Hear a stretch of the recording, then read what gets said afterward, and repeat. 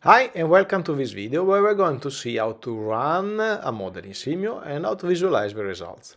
So let's open a SIMIO, a blank model, and we add a source, a server like that, we drag and drop it, and a sink from the standard library. So this is a model of a manufacturing process where an entity which is called part A is cooked in an oven. So now we're going to add a path between the source and the server, which is the oven, and then a path between the server and the sink. We also drag and drop a model entity from the project library. This is part A. So this is the part that is going to be cooked inside the oven. So we change the name of server 1 to oven. That's probably a good name. It's representative enough. And then we change a little bit the parameters of the simulation. So for the source, we have that part A is arriving at the source more or less every 1 minute, following an exponential distribution. Now we click on the oven in a second, yes, and we change the performances of this server. So the capacity is 1, only one part A can be cooked during the day. At every time, you cannot have more than one. And then we change the processing time. So it takes sometimes 0.8 minutes or 0.9 as average, at maximum 1.3 minutes. So these are the performances of our system.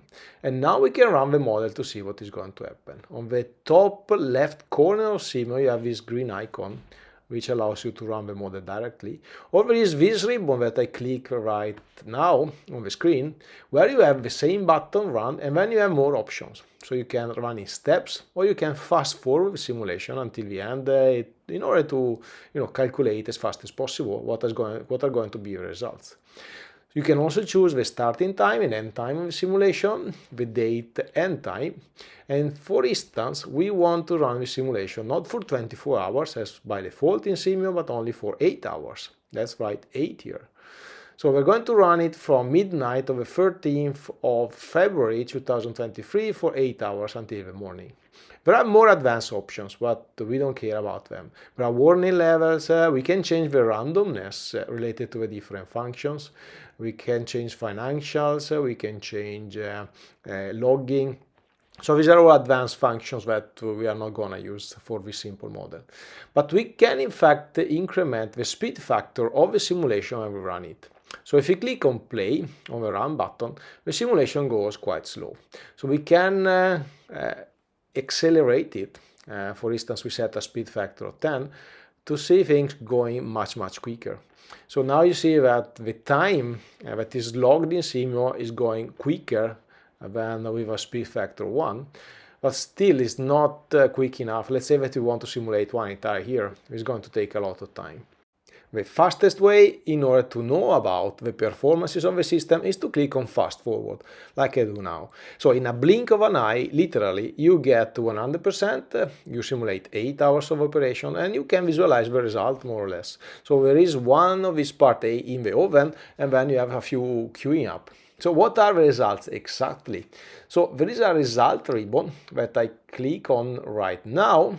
And after waiting a couple of seconds, it opens up and it's a big gigantic table. It's a pivot grid, which contains different types of objects and different types of data items and statistics.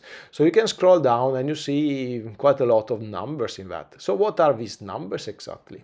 So first of all, we can, for instance, filter the results for object type. Let's say that we are interested in part A and the number of part A that has been produced during the simulation. So we only highlight this type of model entity, which is called part A, and we can see, for instance, some statistics related to the throughput. So how many of these entities have been produced? So in 8 hours we have produced 470 entities and 456 have been destroyed, meaning that we still have 14 of them in the system, 1 in the oven and 13 queuing. We can see these results in a report. If you click on report, and it takes a little bit of time to generate it, you get a file, a PDF file that can be downloaded and printed with all the performances of the system for all the categories. This can be several pages for complex models, and you get all the numbers that you need in order to justify and to visualize and document the results of your simulation. And then you have different types of dashboard reports. This is something that is typically used for a little bit more complicated models when you have more states and parameters to visualize. There are table reports, there are resource Gantt charts, there are logs. We haven't defined any log, so there's nothing to see here, but there are many different options to visualize the results. Yet, for the sake of this course, the Prevo grid will be the one which is the most interesting one. We can change now and look at the server, at the oven. And the oven has different types of statistics attached to it. We can change the category. We can highlight, for instance, the flow time category and see if something is inside there.